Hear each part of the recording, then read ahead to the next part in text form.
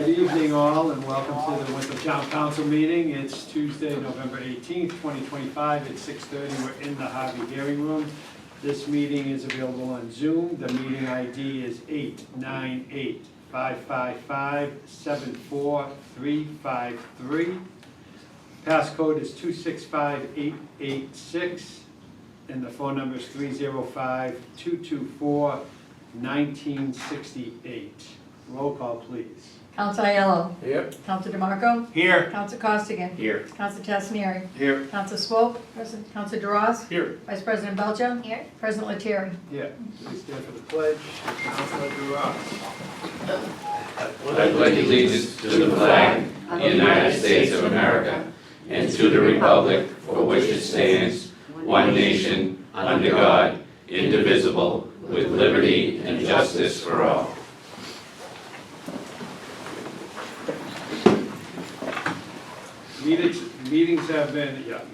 Minutes have been circulated for the November 5th meeting. Is there a motion to approve? Motion by Vice President Belcher, second by Councilor DeMarco. Any discussion on the minutes? Seeing none, all those in favor say aye. Aye. Opposed, no. Yes, one abstention.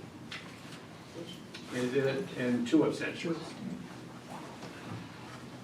All right, general information recommendations. First, we have two little presentations this evening. First, we have our consultant Nate Kramer here with Deputy Assessor Kathy Hickey. Thank you both for coming. This is concerning the uniform tax rate.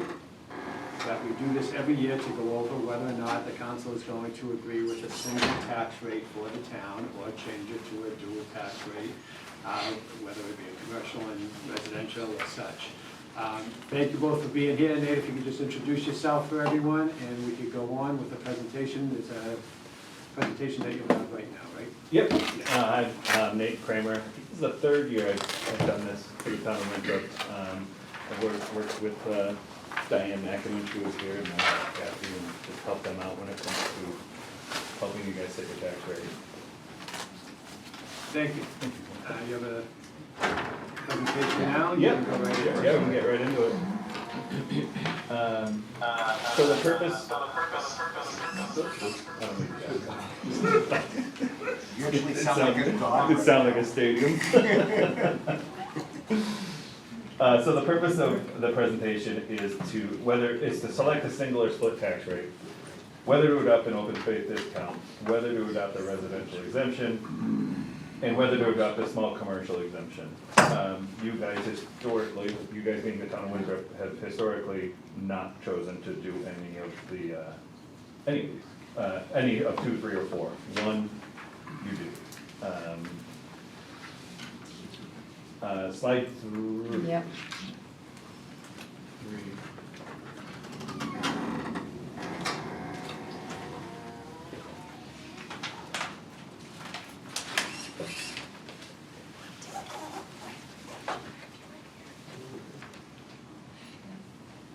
Should just be an arrow on the keyboard.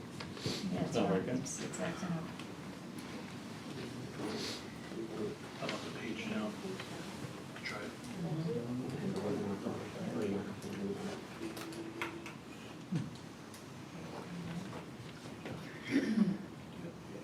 Can you get out of your main screen? Get out of your back.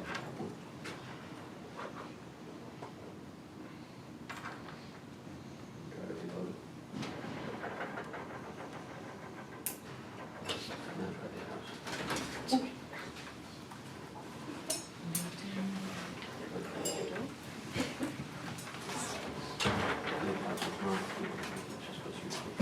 Right.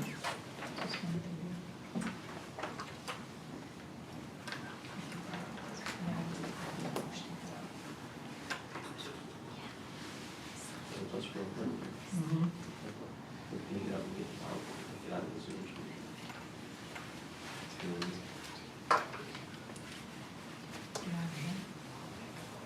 We did that.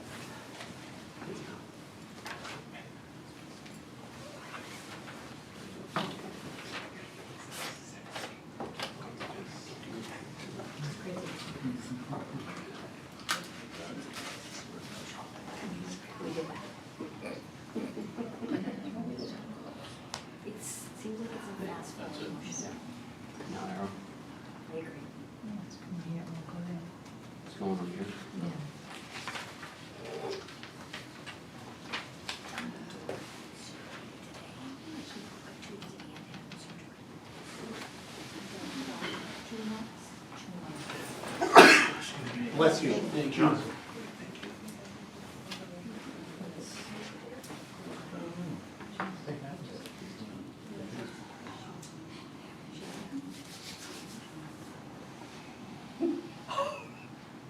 Is it on slideshow right now? Trying to escape. I see, it just won't show. Oh, really? I'm getting it. Oh, you have it? Yeah, I have it, but it Oh, won't show okay. here. Well, now that you have that sort of, And you try and undo it, and that work the other day. Yes.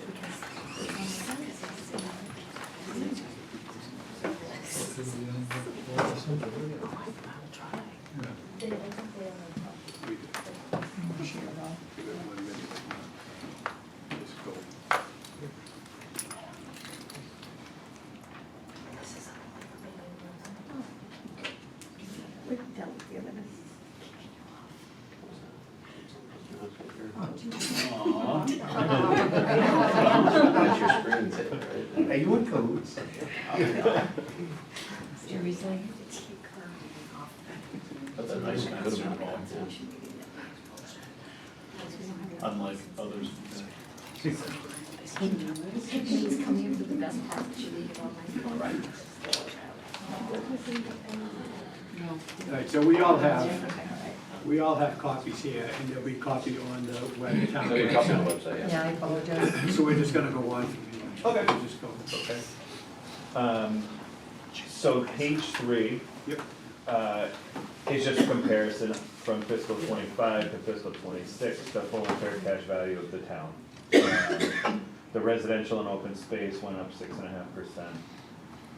Commercial, industrial, and personal property went up 3.5%. The makeup of the town as far as how much of it's residential and how much is commercial hasn't changed at all. It's 94% residential, 6% commercial, industrial, and personal. That's in terms of value. And that last line, total value, is the total value of the town. It's gone up 6.4%. Page or slide 4. This is a graph from the MLS, and I like to add these because these numbers are not assessed values, these are actual sales that have occurred. And you can see so for fiscal '26, we're looking at sales that occurred in calendar 2024. So you can see from calendar '24 to calendar '25, prices were still increasing, but as we move through '25, values is, that'll work. There it is, you got it. We got it there. Denise for the win. One more. One more slide? One more slide. Oh, you're pushing it. There you go. So you can see the, from '24 to '25, and then going into calendar '25, the values are leveling off and even going down in some cases. And that's, being that we're mid-November now, I would think that wouldn't change much once the year's over. They're starting to stabilize. The next slide, same as last year, what's causing them to go up? Despite high interest, there's still high demand. Nobody wants to get rid of their 3% mortgages, so there are very few listings. And that combined with an overall housing shortage in the greater Boston area is just causing prices to keep going up. Slide 6, this is just a comparison for the average single-family value and bill from FY '25 to FY '26. There is an increase, so the residential rate last year, or for fiscal '25, was $10.32. The proposed rate, this could change slightly during the approval process once everything's submitted to Gateway, but it's usually not more than a penny if it does change at all.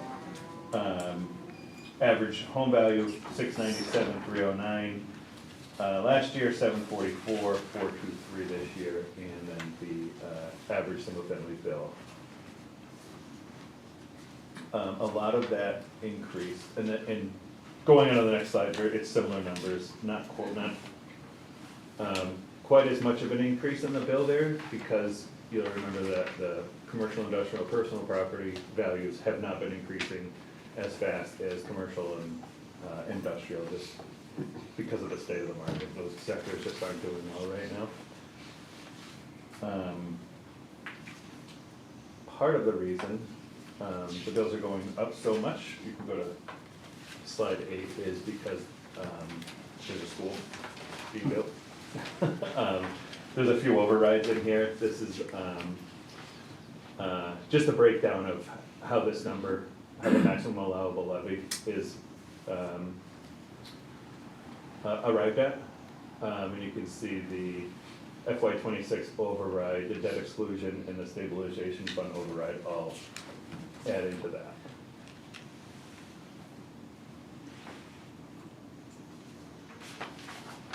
The next slide is just a comparison of surrounding communities.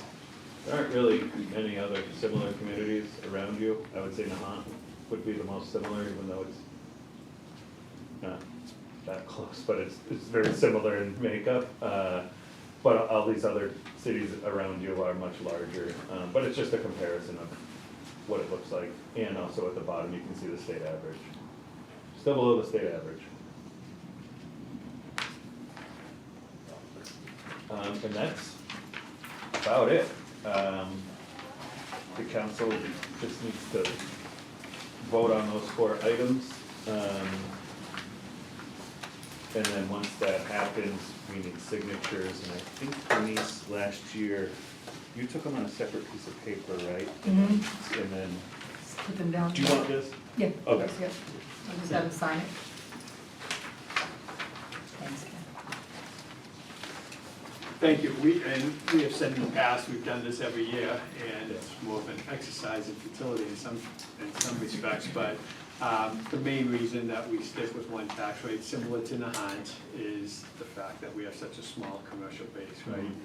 And we've done exercises in the past where, you know, if we went to a split tax rate, again, depending on what the variable might be, it's going to save the average taxpayer somewhere in the $25 to $35 range. It's gonna cost the average commercial business potentially $300 to $400 to $500, and there wasn't enough of a savings there to really put that burden back onto the commercial. And we had asked you in a subcommittee meeting that you were gonna do this similar exercise, to give us some more numbers to look at, but we seem pretty confident that there's just not a big enough commercial base. If you look at Revere and Northgate and Saugus and. Just huge commercial Square Mall, bases where it's They just- just have big commercial bases, and that's why it's such an advantage for them to do that.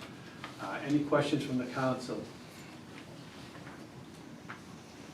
All right, and this did come out of subcommittee with a positive recommendation on that. Did you have a question? Councilor I was gonna Tessman? ask if we could make a motion to take it out of order. They can vote it now. Yeah, absolutely. All right, so there's a motion to take it out of order by Councilor Tassinari, second by Councilor DeMarco. All those in favor say aye. Aye. Opposed, no. The ayes have it. Councilor Ross, would you like to read the motion?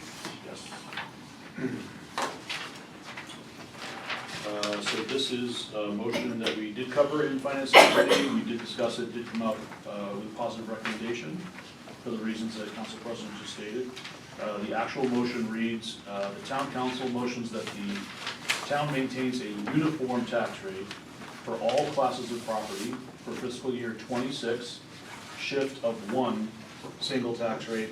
And Nate kindly during our subcommittee meeting clarified that a shift of 1 actually means no shift. It'd be a little confusing, but it means that we would have no change from the current status, which is 1 single tax rate.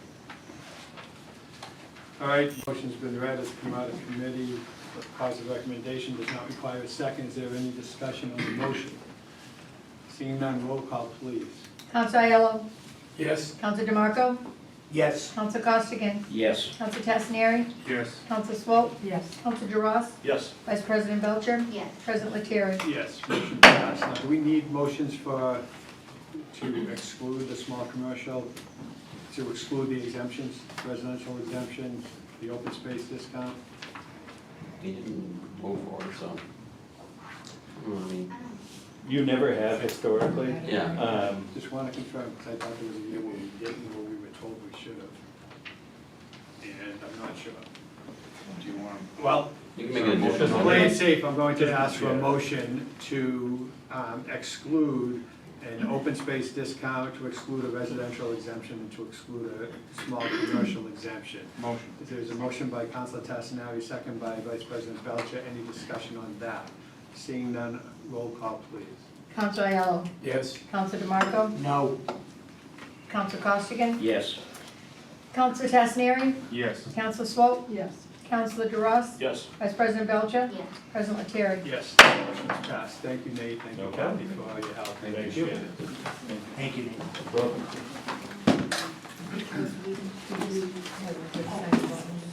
Yep. Yep. All right, now, next on the hot seat, we have, Thank you. we thank Bob Dwyer, who's our representative with the Regional Vocational School, and always a pleasure to see Dave DeBerry, the superintendent of the Northeast Voc. So you could take your two seats right there. We'd just like to get an update on the school, what's going on. Rob, if you want to take a minute, just introduce yourselves again and give us a little explanation. Sure. I'm Rob O'Dwyer. I'm on the school committee at Northeast Metropolitan Vocational High School. We're a sending community, and I'm the representative for Winthrop. We have 61 students from Winthrop currently attending.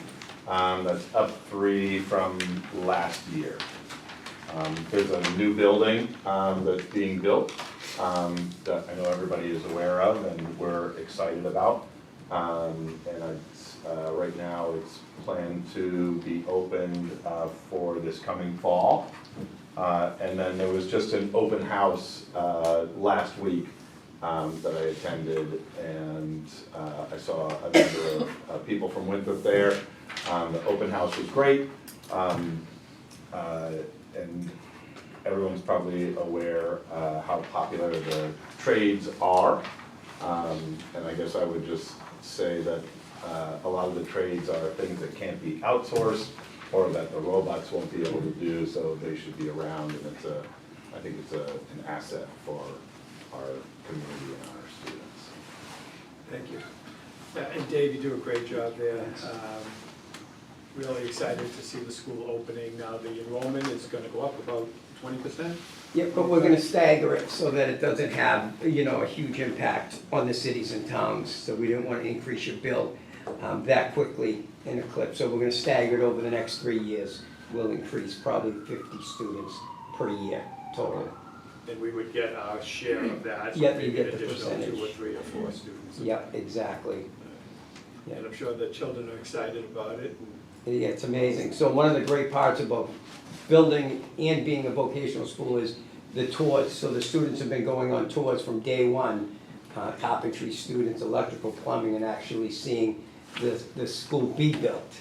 So that's been very exciting. And some of our other program, our design visual program, is helping to design some of the interior displays that go in there. So there's been a lot of great opportunity to have that building go up.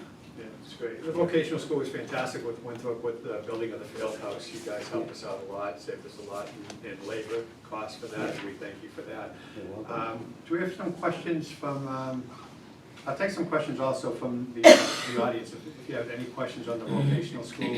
It's an incredible asset for our town. We're very happy to have our children be able to be fortunate enough to attend and to apply to attend. Any questions at all? Councilor Swope. Thank you all so much for coming. And I know this is an exciting time, particularly with a new building and some new equipment, and that you can increase the population too. Yeah. I have 3 or 4 questions. One, how many students from Winthrop apply, or do all that apply get accepted? So I don't have the exact number, but it's definitely now more than who get accepted. So I was actually telling Mr. O'Dwyer when we were here, for years, we might only get 13, 14 Winthrop students apply, and pretty much everyone would get accepted. Now, because the demand and interest has increased, there's a short wait list in Winthrop, not like some of the other cities and towns. For example, Revere will have a wait list of 200 students every year, whereas Winthrop might just have a wait list of 5 or 6 students, which give them a good opportunity at some point to come off that wait list later in the year. And what puts a student on a wait list versus being accepted? Well, what used to put a student on the wait list doesn't exist anymore. So starting in the fall, we will have a lottery, and students will be chosen by lottery. And that was a state initiative that was passed in the State House. And so it's just a matter of the number of students that you can accept. And how do you determine the criteria by city? Is it by population? By the percentage of the district. So if we took our whole district of 12 communities, and Winthrop had 4% of the 8th graders in that area, they would get 4% of the enrollment of the school. So towns with, bigger populations have more students and more slots. What's your biggest challenge? It's dealing with students who don't get accepted. So last year, we had 1,300 applicants for 350 spots. And when I started at Northeast as a teacher, we were happy just to get enough applications to fill the seats. And so as it was growing, we're really proud of those numbers that people are seeing the benefit. But then when you talk to the parents, and the toughest for me are the phone calls from grandparents after students don't get accepted, especially from some of the inner city towns. And you just want to help everybody, and you just wish everyone could get accepted. So we are working on some new initiatives for some new programming that would allow us to bring in other students maybe in the afternoon. There's an after dark program that we've applied for some funding. And that's a program some other folks are doing where students could come to Winthrop High School for the morning and do their academic required classes, and then come up to Northeast for the afternoon every day and be able to get the same amount of hours. So we're trying to be creative about that. We also currently have a Saturday program that's open to any high school student in the area. It's grant funded by the Cummings Foundation, and it's free, so students who want to come up can explore some of the programs throughout the winter on Saturdays, and also get some guidance on some career paths if they find an area they like. It's funny, I come out of the Virginia system in Fairfax County, which of course has been doing this for, as you know, a very long time. And one of the wonderful things about that is that, and that's what I was hoping that you would say to me, that really it's the integration of the programs that are traditional here with VOC, so that students can come out of high school with a job. Right. And I know that my son took advantage of that in computing. And so he was Microsoft certified. At that time, it was important. Yeah. But that led to internships at Homeland Security. That led to, it just changed his whole trajectory of his work. And I'm so pleased about that. And I'm hoping that we can do some really good marketing on that. Mm-hmm. And internally in our, right here in Winthrop. Yep. As well as you can help students find the path to do that, because it's really exciting. Yeah, Thanks. absolutely. Councilor DeMarco. Hey. Hypothetical question. You talked about kids going to school at Winthrop and then going to the VOC in the afternoon. Would transportation be provided? Yeah, so what would happen is an agreement would be made between Winthrop and Northeast on how best to fund it. The good news is, as part of the After Dark program, you would get Chapter 74 funding. So we get extra money for vocational students. So Winthrop would get that funding and be able to use that funding, and sometimes there's additional costs to pay for transportation and expenses. Okay. But absolutely, transportation would be Okay, thank you. included. Mark Center Precinct 2. Do you have a post-grad program? We're actually working on the post-grad program as we speak. Because I know that when I was at Minuteman, we had a very active post-grad program for older adults that, wanted to change of career path and what have you. So I'm just wondering if that's. We're actually in the process of applying for it. Currently, we do have an adult ed program that offers a lot of the same programs. But the post-grad is something more that goes through the Department of Ed, goes through the cities and towns, and we're working on that application literally right now. And my oldest is a graduate. Oh, good. What program? He was in engineering, Oh, awesome. so, he's not in it anymore, but that's okay. Yeah, yeah. Karen? Karen Chavez, precinct 2. The numbers that I got were, presently you have 1,415 students at the vote. What do you anticipate the increase will be? I know you just said you're gonna stagger it. Yep, So how do 1,600 you- is what it was built for. So you're gonna reach a max of 1,600? Yep. So you're gonna stagger that, you said, over a 3-year period? Yep, Okay. yes. I heard you say also that you plan on opening the school in September of 2026. Mhm. So I would assume then that your building is on schedule. Ahead of schedule. How about budget? Are you on budget? Under budget. You're under Yeah. budget. My goal is, Congratulations. hope it's more than $1, but I did set the idea that we're gonna return something, whether it's $1 or whether it's, hopefully a lot more. After we got approved and after we were told how much we would get as a percentage, we didn't stop there. We have been seeking grants from anybody who will give them to us to help us from going over budget and stay under budget. So we've done a good job with that. Now, your space, I meant, is going to increase. Your Yes. space-wise. Yes. Would your current programs then be increased, or will you make additional programs? Both. So the numbers, the amount of students in each program will increase, but we're also adding medical assisting, marketing, biotech, and construction craft laborers as 4 new programs that will open with the new school. Now, with that, I know there are a couple of kids that go to Essex Tech from Winthrop because the vote does not offer whatever programs that they want. Did you look into that at all? So the only programs that students could leave Winthrop for Essex Tech would be agricultural programs. Okay, So they shouldn't be in any of the regular, technical vocational programs. In the past, somehow, people slipped through the cracks and we would find out that somebody was at Minuteman or Essex Tech for a program that we had, but that's not supposed to happen.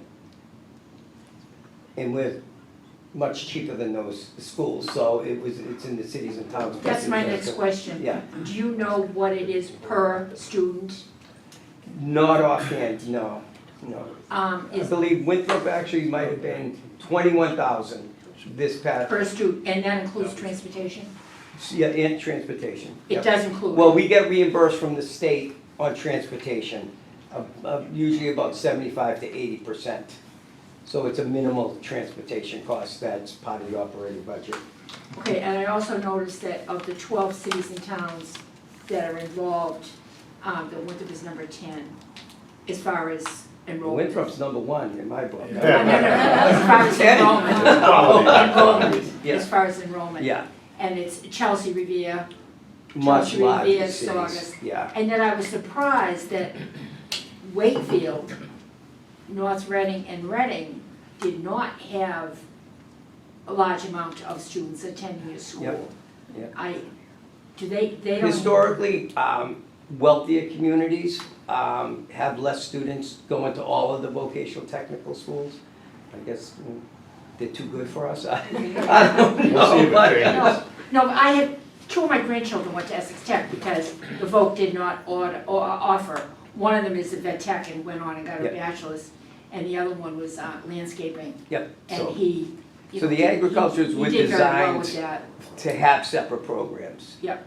So, we could have an Aggie program, but we're not supposed to. They built those schools just for a Well, larger What they see region. why, I mean, the Yeah. cows are almost on the football field. They're in the corner Yeah. mooing during a football game. So my last question is, what is going to happen to the current school? And as far as, are you gonna do any new fields or anything like Yep, that? so that when, the school will be a multi-purpose football field, soccer field. So we're gonna go without field for a year. Once they knock it down, they'll start preparing the field that's gonna be in its place. Oh, you won't have the same issues then that you had building the school? I know there was something about a rocky ledge Yeah, when you yeah. were building. No, it's gonna be, demolished and it'll be flat. And a different access too, is that true? Yep. Okay. Yep. All right, thank you. You're welcome, thank you. Celeste. Celeste Rivera Hewitt, Precinct 1. Hi, right behind you. Oh, hey. I actually attended the vote for a couple of semesters back in the 80s, long time ago. I was there. So, question I have, the afternoon program, is that in existence right now? No, Okay, No. you have a start date for that? so that would be 2027 Okay, is when we plan to, the Saturday program's in effect right Okay. now. But yeah, Okay. it takes a year to develop and get approval. okay. And our financial contribution, is that tied per student, per head, like a charter school? Yeah. Okay, and so, so the afternoon program would be the same thing, as a student is accepted and decides to No, attend? No, so the after-school program isn't required, so what would happen is that we would reach out to the communities and see who would consider it. Not every community, like we're saying, if Winchester doesn't fill the day program, they probably don't have a desire to, have an agreement with us. So we would meet and try to come up with an MOU on what it would cost and what the parameters would be. Okay. And it's up for each city and town to decide. This board may decide, you know what, we don't want to do it, or they may, and then we would get into some discussions. But the financing would travel per student, per Yep, head? yep. And is there a minimum participation level? So say, 1 year participation enrollment is low for Winthrop. Right. Is there a minimum expectation of the contribution from Winthrop that you Nope. need? None, Okay, no, okay. none. And so what can we do to help move Yeah, this well, when along? I come in front of the board, so Yeah. at some point over the next couple months, I'll reach out to President Lettieri probably formally and ask to meet and with the board, and we would discuss what our program is and ask if they'd like to start developing an MOU, that we would develop a sample. It's being done at Essex Tech right now. There are 3 or 4 other school districts that are doing it, so we steal Yeah. some of their. No, it's awesome. I think in the 80s, I think fewer kids, it wasn't a given, everyone was going to college. I'm one of Right. 6, so that wasn't a given. Yeah. And I think now we're seeing that come around again with what people are dealing with student loans and everything else. The Yeah. kids need to hit the ground running. A lot of them are going to work and school at the same Yeah. time, so I think this is So awesome. somebody mentioned integration, I'm glad it came up. So in the past, it was like a black and white situation where, all right, you weren't going to college, maybe you should go to the vocational school. You want to go to college, you don't have to learn anything but the core academics. So we found that a lot of our students came to Northeast because they didn't love the environment they were learning in, which is normal, why I went to Northeast. They get to Northeast and say, you know what, I actually do like school, I just liked it a little different than where it was. And we found that a lot of our students were going to college, and that wasn't our mission. And then we realized after a few years that they're not being successful because we haven't prepared them. So we started to look at it as we have a responsibility to help all of our students on their career path.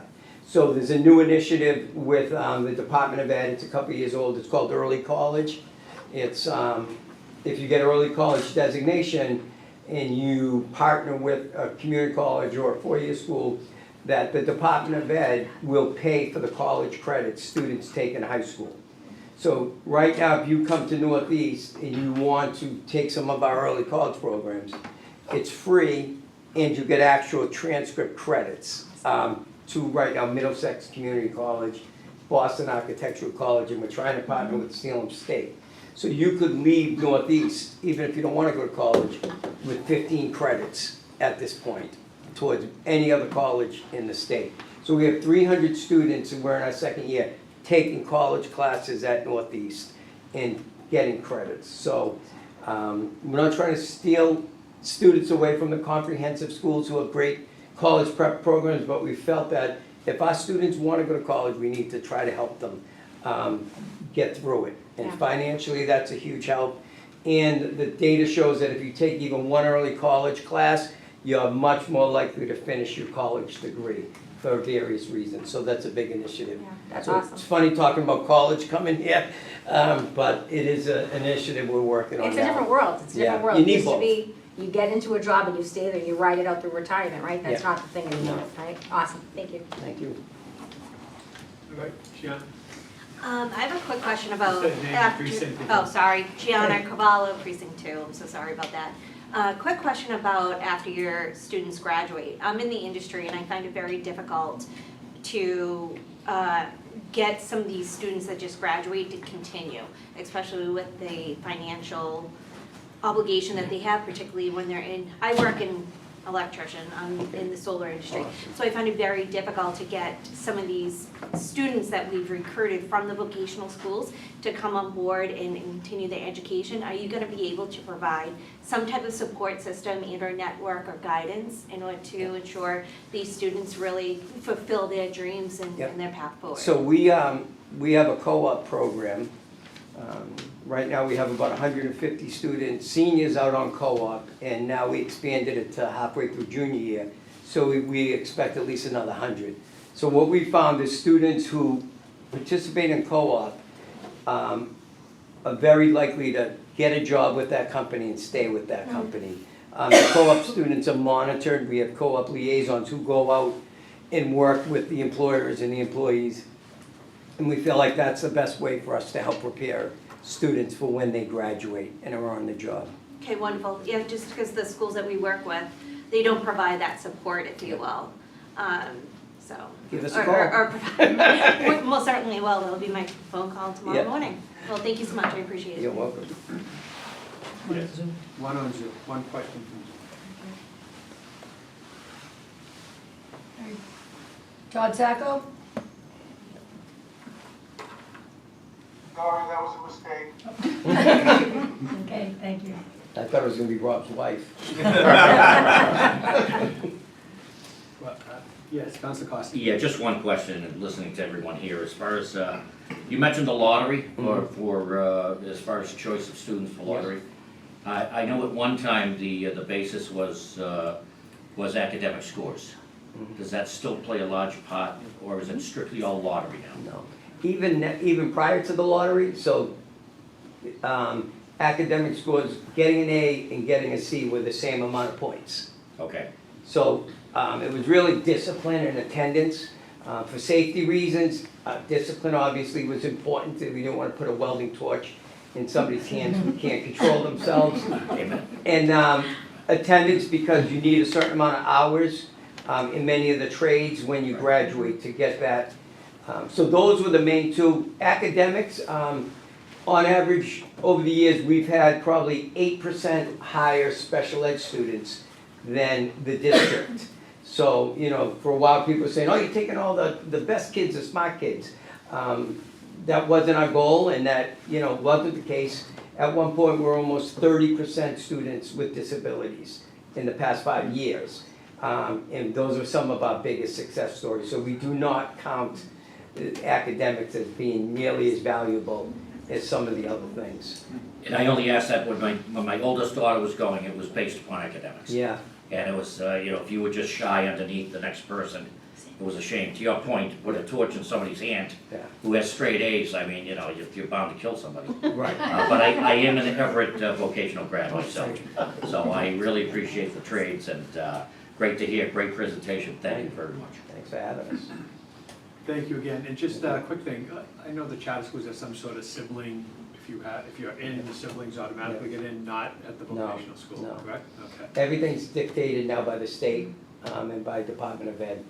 So it does make sense, especially when we have graduate twins. That's really hard when one twin gets accepted and one doesn't. And then you have the same graduations, you have all these things that are in conflict. And we had, probably about 10 years ago, we had reached out to the Department of Ed and said, is there any way that this is a possibility? And they said, absolutely not. Well, we are so appreciative of having you here. Thanks. We look forward to seeing you again. This is a very big financial obligation for the town of Winthrop, but it's money incredibly well spent. We're so happy to be a part of the vocational school. So thank you both, thank you. Thank you. Thanks. Very nice. Thank you. Thank you, guys.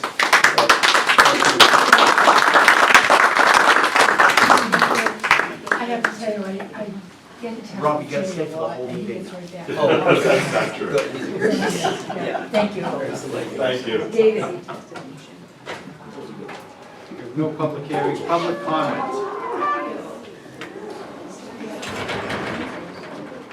Public comment. Yep, here I am. Hi, how are you? Marcy Hamilton, Precinct 2. I know there's gonna be some, I'll stand up, I guess. Hi. I know there's gonna be an appropriation in new business, and I just wanted to read this because I don't know if I'd be able to stay for the whole meeting. Dear council members, I appreciate every appropriation this council makes to help stop flooding in key neighborhoods. However, I can't help feeling that this council has not kept the promise you made, Mr. Lettieri, in the winter of 2023. You promised that the town would find the money and move these multiple projects as fast as possible. We're now entering the winter of 2026. We are 3 years from that promise, and I have been present for most of the meetings here, and this is what I see. The engineering work has been stop and go, and it could have been done a little bit more efficiently.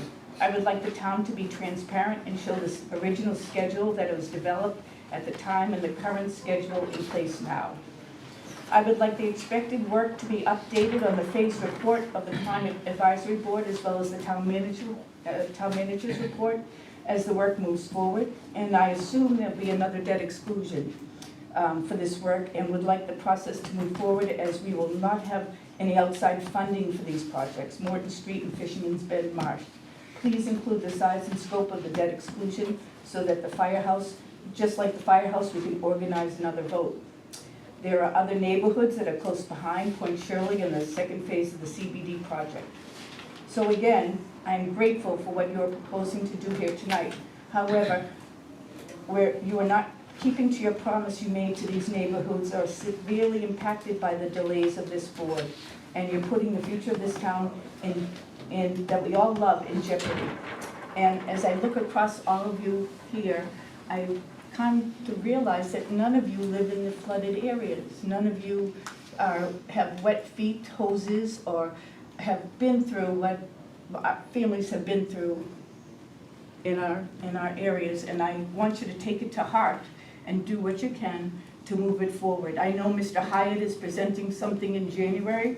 I have the phase report right here. If it's updated in a timely fashion, I would greatly appreciate it. Thank you. Thank you, Martha. Celeste?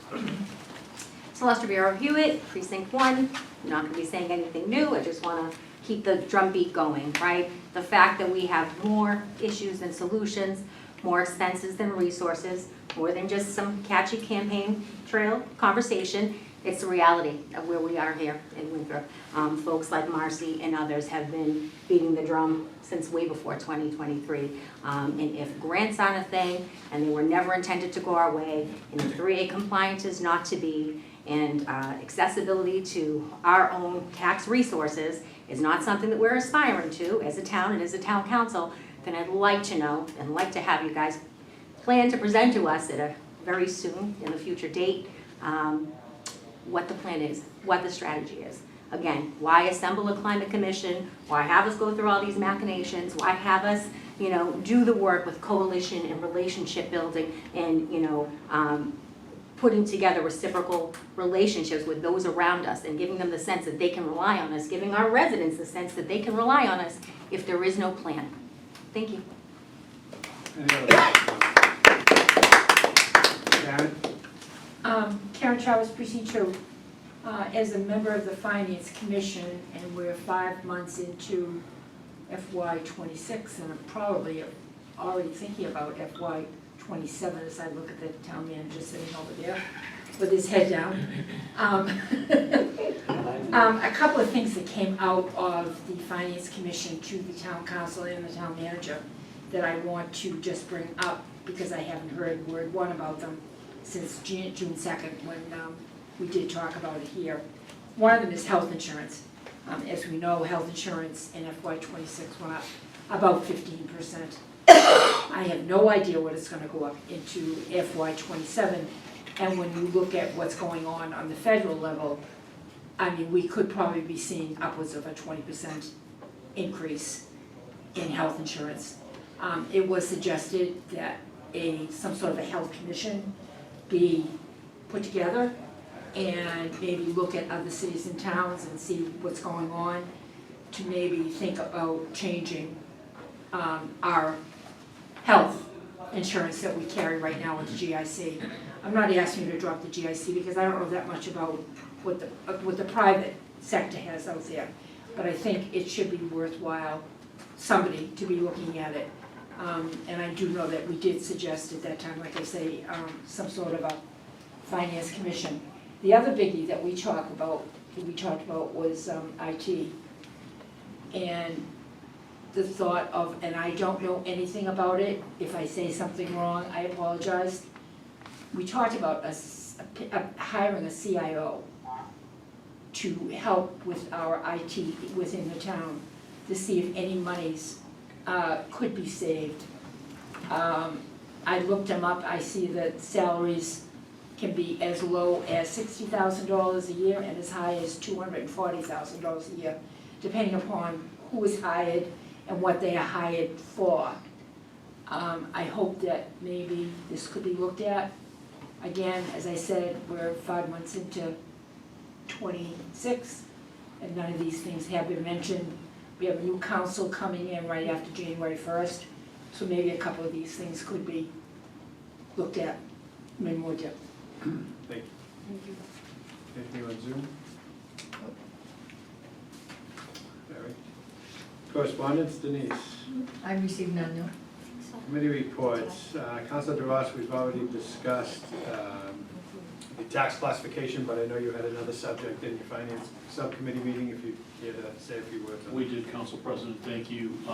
There was a second item during our finance subcommittee meeting tonight, and that was regarding funding for teleconferencing capabilities at the senior center.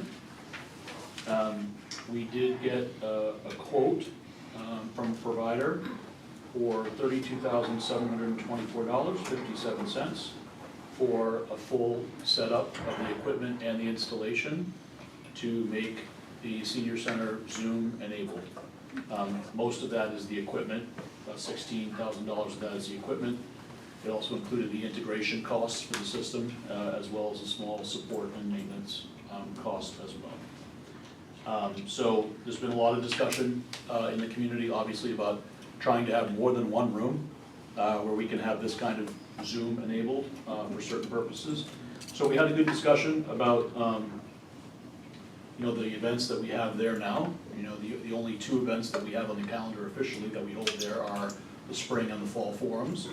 But there was discussion about possibly other events.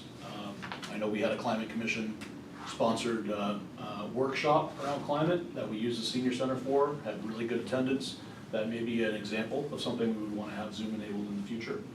So basically what we're looking for at this point is a funding source. So we would like to have this, some input from the town manager and from the finance team to try to help us identify a funding source for this. And so most likely this will come back to the finance committee for further discussion. Thank you. Okay, school department report. There was a school committee meeting last evening. Two major topics, I guess, and one, sadly, was the resignation of the assistant superintendent. She'll be leaving to go to another system. She had a very good opportunity. It was not something that she had looked for. Laurie Galvin has been a tremendous asset for the school department, and there was an opportunity presented for her that just made a lot of sense for her. So she will be leaving. Superintendent talked about all the great things that Laurie's done for the Winthrop Public Schools, and there's been a kind of like right hand, left hand with Superintendent Howard. They both work incredibly well off each other, so it's a big loss for the town, and I know the superintendent has a plan going forward, which I'm sure she will share with the school committee in the not too distant future. So we wish Laurie all the best in her future endeavors. Also, the other major topic of conversation, obviously, is negotiations with the unions. So Monday, I believe Monday is, well, this Thursday, the 20th, there will be a teachers unit bargaining session. This is a public session. Public is invited. This will be at the Winthrop High School Library. It will be Thursday at 6 o'clock. And then Monday, which I believe is the 24th maybe, the 24th, there will be an ESP negotiating unit session at 6 o'clock. Also public meeting. So the public is intended, again, this is far different than any union negotiations have been in the past, but this is mutually agreed upon, so there will be 2 public sessions. We encourage the public to attend to learn more about what both sides are asking for, and so teachers' unit would be Thursday night, 6 o'clock, Winthrop Library. ESP's unit will be Monday night, 6 o'clock at the Winthrop High School Library. So I encourage you to attend. No questions? Mr. President, is any of this recorded or available on Zoom at the same time, or is it? I don't know if it's Zoom, because Right. of Zoom Yeah. capabilities, but I do know the last one I attended was on WCAT, or was recorded at minimum, but I believe it was live. I will check into that. All right, that's the school committee report. Policy making committees, Denise, I know a couple just met and They haven't just gotten met, minutes right, back to right, you. right. Town manager's report has been circulated. Town manager, do you have anything to add? No, just to remind anyone who didn't happen to read it yet, obviously there's been, we've been aggressively pursuing the estimated water bills. That's caused, some strife out there, because a lot of people have had estimated bills for a long time. And then, whatever life changes, or different number of people in the house, or potentially a water leak, for whatever reason, when the actual reading comes through, they get a large water bill. I've had several meetings this week already with people, and explain the process to them, a few of them come up with payment plans and things like that, trying to, or help them work through the process, and we'll continue to do that. So if anybody has an estimated bill, certainly reach out. We can try to get whether it's the meter reading device that's not communicating with our software, we can get that fixed and get an actual reading, or potentially replace a meter. Steve and his crew have been working actively on that, but we do want to get that number down. Total of maybe 500 plus, maybe a few more, total estimated bills in the town, so we're hitting that list as we go. Not everybody at once, but we're sending out letters and batches so we can remind people and try to get them in, so we get off the estimated bills and get actual readings. Get it, when you pay the one time, happened to me where I lived, I ended up with a $2,000 bill. It was a single senior citizen living there, and then a family of 3 moved in, so the water went up and the estimate was off, so by the time it caught up with me, it was, it happens. We've had people leak irrigation systems that maybe didn't know they were leaking. They think the meter's supposed to be spinning, but it's, it's done with friction and flow, and the new meters don't work that way. So, they think that it's not leaking, but it could very well be leaking outside, things like that. So we're trying to track that down. The benefit is to hopefully help with our unaccountable water, but also, try to get these bills more accurate and people paying, what they should be paying, and also getting the old bills worked out and, abated when we can, and, if there's an issue with the meter, we'd certainly, make the adjustments and correct that, so. And I know you did mention the Veterans Day. Yep. Which was fantastic. Phil did a fantastic job. Phil Gordon, our Veterans agent, thank him. So thank you for that. Yep. Also, I know you mentioned on here Revere Street, and we have Steve here. You could talk a little bit about the lighting issue that we've had down there. Yeah, actually, we've got some good news. We've actually been making progress in the last 2 days. We'll continue tomorrow. Today, I believe they were able to light at least 8 to 10 of them are functioning at this point. The cause of the whole situation was a National Grid and the contract for AR Belly. When the work order was put in to de-energize for replacement lights, internally with National Grid, of course, they'll say it's the contractor. The contractor says they put it in correctly, but it was coded as a demolition and removal. So wires that should have remained to just be respliced to the new lights were inadvertently pulled out by National Grid when they de-energized. So the process is now rerunning the wires and lighting the fixtures. All the fixtures are in place. So it's a joint effort now with Dago Electric, the subcontractor to AR Belly, and National Grid to lift the new fixtures up off the bases so that the new wires can be run and spliced. They seem to be working harmoniously. They're getting it done. With any luck, by the end of the day tomorrow, I think you'll see most of those lights lit. We are still waiting, or the contractor is still waiting for the photo eyes to be installed on the lights, so you're gonna see them on right now during the day and night until the photo eyes get installed, which will keep them off during the day and only illuminated at night. It's progress. You drive the corridor tonight, you will see that it's partially lit, a lot better situation than it's been. Thank you. Other Vice President Belcher. Thank you. Director Kell, for the cost of redoing all the wiring that was erroneously taken out, who does that fall on? There's no cost to it. So there's no additional cost for National Grid acknowledged that it was a, there was a back and forth. There's no additional cost to the town. Right now, National Grid is working with the state, and the state has, I'm sure, are paying the contractor As long as it's some more not- money, but it's not hitting the town at this point. And did that delay the timeline for the project? It didn't delay the timeline for the project, no, it just delayed the timeline to a safe corridor, you know. Thank you. Councilor Swope. Excuse me. Thank you, Marino.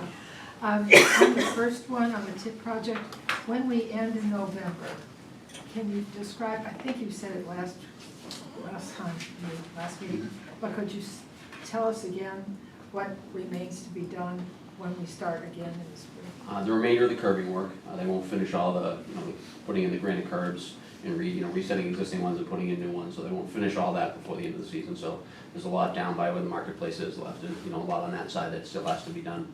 They'll pick that up in the spring, and then, they'll get ready to, do the final pouring of the sidewalks and, the final coat of asphalt, and then, striping and things like that, planting trees, et cetera. Okay, thanks. Councilor Costa. Thank you, Mr. President. Directed to Director Calla. As far as the lights, again, I've already got a couple of calls as well. Is it safe to say that by Thanksgiving, all of those lights will be operational?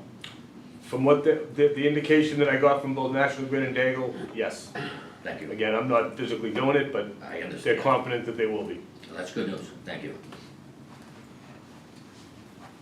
All right, thank you. Old business tax classification we have done. New business. Have a motion.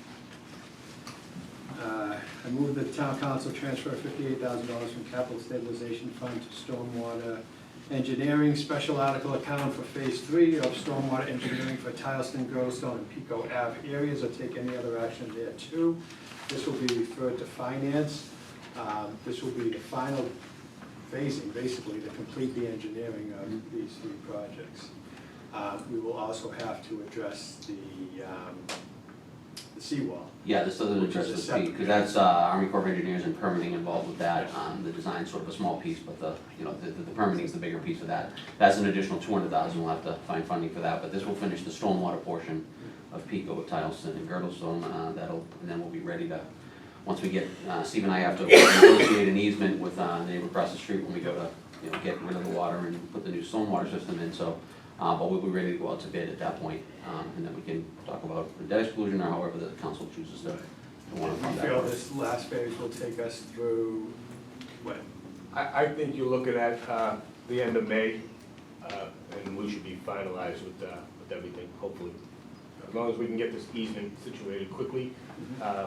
Easement has to be in place prior to permitting. All right, thank you. And we'll have more on that as the meetings approach. Have one appointment somewhere. I have a motion that town council approve the appointment made by Council President Lettieri of Christian Bonapane to the Citizens Advisory Committee on Finance for a term ending June 30th, 2028. Is there a motion? Motion by Vice President Belcher, second by Councilor Tassinari. Any discussion on the motion? Seeing none, all those in favor say aye. Aye. Opposed, no. Ayes have it. Thank you. Public comment.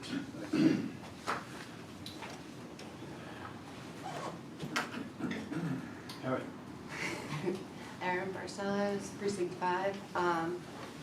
I just want to invite people to go and try to cross the street up at the corner of the intersection of Main and Pleasant. And just next time we have a town council meeting, maybe you can tell me about it. There's only 2 places to press the button to cross the street at that intersection. 2. And it's not an automated like walkway, so you have to go against traffic to get across the street to press the button. It's very dangerous, so I'll just keep asking about it, keep saying it until something happens. And yeah, just going back to like, what is the plan moving forward? What was the plan before 3A? What was the plan 5 years ago? I have no idea. I mean, I'm doing my research, but in general, where's the plan? That's all. Any other? Yes, sir. Excuse me, Brendan Cooney, Precinct 5. Just really wondering if there was any talk about the marsh dredging for Fisherman's Bend for this winter. Just wanted to make sure we noted it because it wasn't discussed today. Just another quick note, I wanted to personally talk to Joe and just thank you for your help and all your years of service for me, particularly in my neighborhood. I've never had a question not answered. I've never felt you weren't in my corner. I truly thank you for your time you've given me and every neighbor that would listen to you. Your commitment to say what you believed in, whether that was the right, wrong, uncomfortable thing, led to my belief in you. And you're going to be missed. And I want to make it known publicly, out loud, that I'm going to miss you.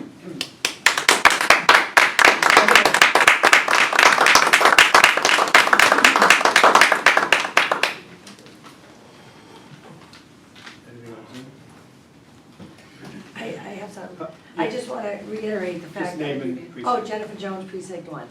I just want to reiterate, and I just want to just keep on saying, like, what's the plan for Morton Street?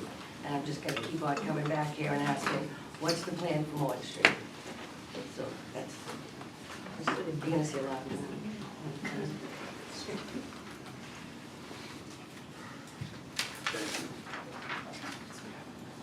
Public Relations, December 2nd, there's a joint meeting with the Winthrop Housing to appoint the Winthrop Housing local tenant. So we will do that at our first meeting in December. Before we... Is that in this room or is that? That will be, And we'll have the joint meetings. yes.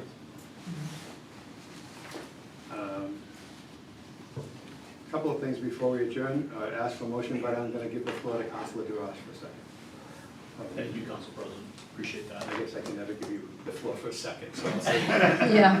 I'll need about a minute and a half. I just have some news to share with everybody.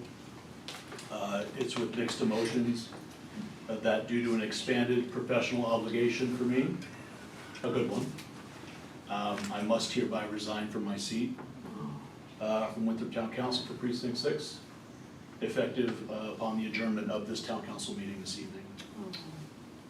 It's been a true honor and a pleasure these past 2 years to represent my Precinct 6 constituents and to serve all the residents of our beautiful town of Winthrop. I wish nothing but the best for the town as it moves forward into a hopefully prosperous future. A few personal notes. I'd like to express heartfelt thanks to all of my colleagues on the town council here this evening. I've truly enjoyed serving with each of you. I've learned a lot from each of you as we've tackled the challenges together that our community faces. Whether we disagreed or agreed on a particular issue, the way that you and I each communicated with each other and treated each other was always with respect and dignity and a curiosity to learn more about the thinking and the rationale of one another's positions on an issue than a commitment to disagreement. In my experience in public and corporate life, the best decisions result from diversity of perspective and a genuine spirit of teamwork and collaboration.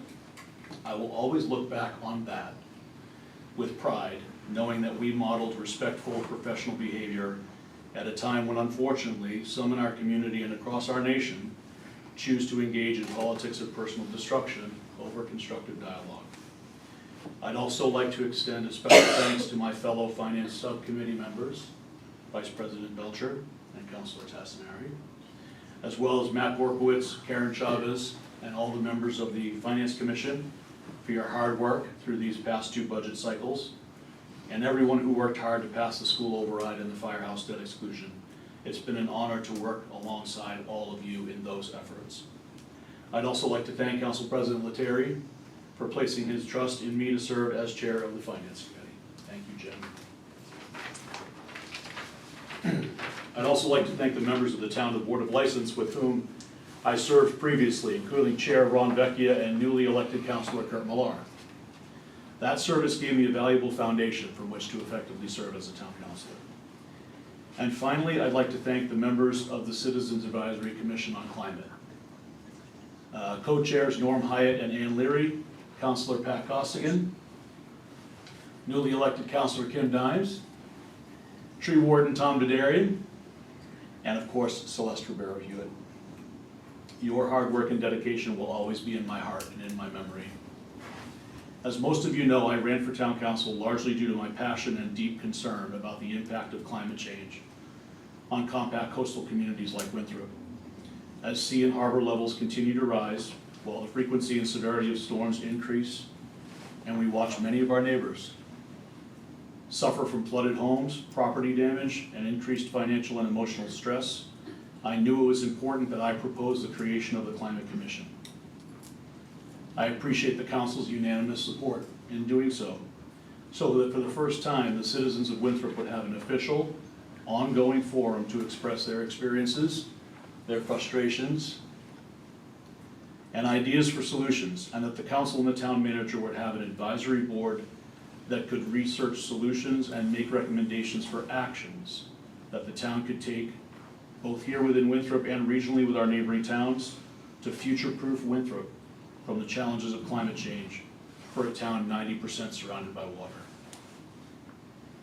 It was well worth dedicating a few of my weekends at the beginning of this year to take together all the existing reports and recommendations on climate resiliency for the town and craft Winthrop's first official climate action plan with the help of members of the Commission, Town Manager Marino, and Director Calla. The plan helps to create focus, drive action, and identify funding in our capital plan and from the Commonwealth and federal government to tackle our needs for stormwater drainage infrastructure and other solutions while minimizing the impact on Winthrop's taxpayers. I hope the Climate Commission and the evolving action plan will continue to serve the town well. Amen. Again, thank you for the honor of serving. I wish the incoming council much success, and I look forward to seeing you all around town soon. Thank you.